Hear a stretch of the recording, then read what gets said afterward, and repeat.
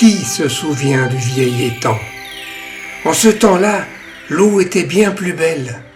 En ce temps-là, perché là-haut sur la passerelle, on pouvait écouter le bruit du vent. Et puis, en traversant le pont de bois, on découvrait un monde caché. C'était l'inconnu, une autre loi, l'aventure, le mystère, l'autre côté.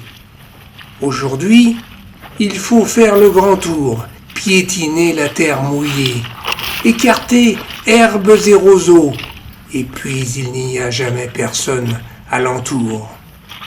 Depuis, au cours du temps, l'ancien chemin a été oublié. Mais qui sait, là-bas, c'est peut-être comme avant. Alors il faut absolument y aller voir de l'autre côté. Peut-être qu'avec le temps, les choses n'ont pas changé. Bien à l'abri, bien caché loin des chemins. Il est devenu l'escale des migrateurs et le domaine des ragondins. Ici, au fond des bois, entre eux, ils n'ont pas peur. Ils se tolèrent tous. Chacun ignore son voisin. Autrefois, la grande menace, c'étaient les hommes, les pièges et les chiens. Aujourd'hui, tout est tranquille. Il y a de la place. Le pont est écroulé et personne ne vient. Que fait-il là, le ragondin? Il n'est pas d'ici. Alors il n'est rien. C'est un immigré.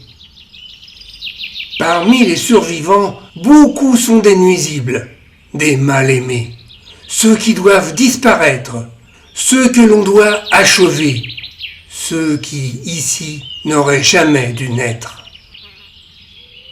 Alors, comme chez lui, il creuse sans arrêt, il creuse. Méfie-toi, ragondin, beaucoup veulent te pendre, car avec le temps, les berges, tu les rends dangereuses.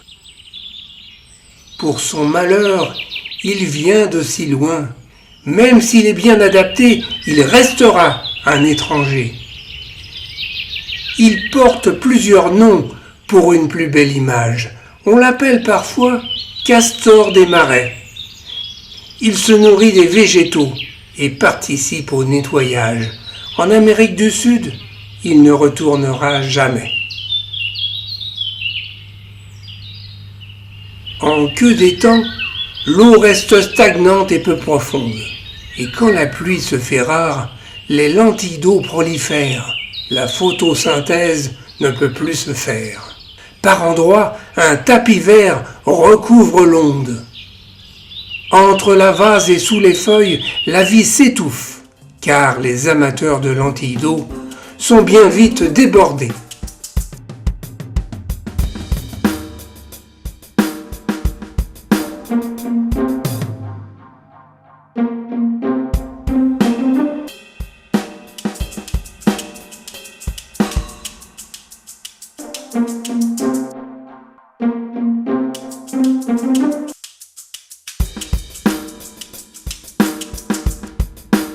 Un peu plus loin, c'est le début d'un monde étrange. Pour survivre, les plantes prennent de drôles de formes. Chacune à leur place, il ne faut pas qu'elles se dérangent, elles s'organisent avant que l'eau ne s'endorme.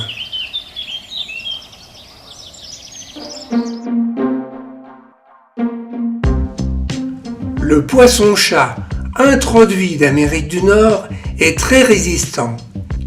Même un fossé d'eau chaude pour vivre lui suffit.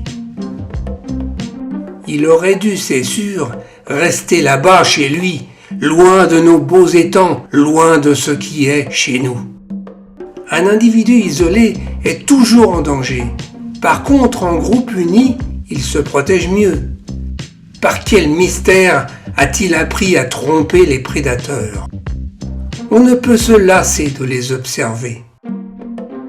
Comme un animal étrange, ces colonies font peur. De plus, il dévore tout. Il est bien trop vorace, alors on ne peut l'intégrer. Partout, il reste le cauchemar des pêcheurs.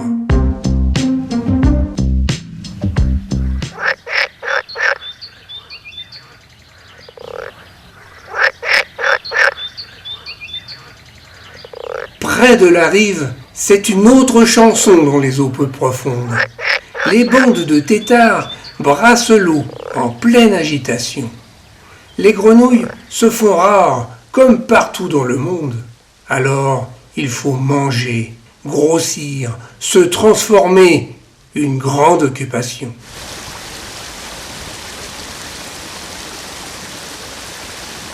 Au bout de l'étang, l'eau s'écoule en un petit ruisseau. C'est là qu'une colonie fort sympathique s'est installée. Petits, malins, on dit qu'ils sont les plus rusés des animaux. Pour preuve, sans vergogne, ils peuvent tout dévorer.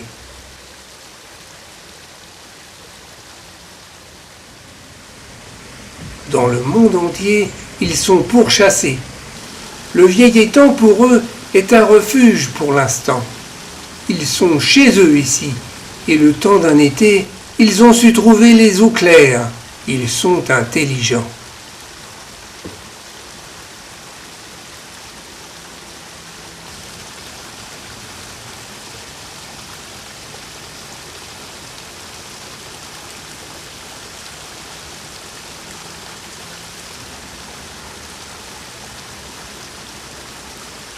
Tout ce petit peuple vit sans méfiance, sans savoir qu'au fond des bois, leur monde est condamné.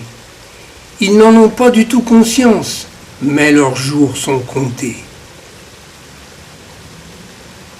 C'est sûr, ils reviendront les pièges, les fusils et les chiens. Plus tard, il n'y aura plus rien. Qui parlera encore des temps anciens? Et quand le grand silence sera assourdissant, et quand il n'y aura plus que le bruit du vent, alors qui se souviendra du vieil étang ?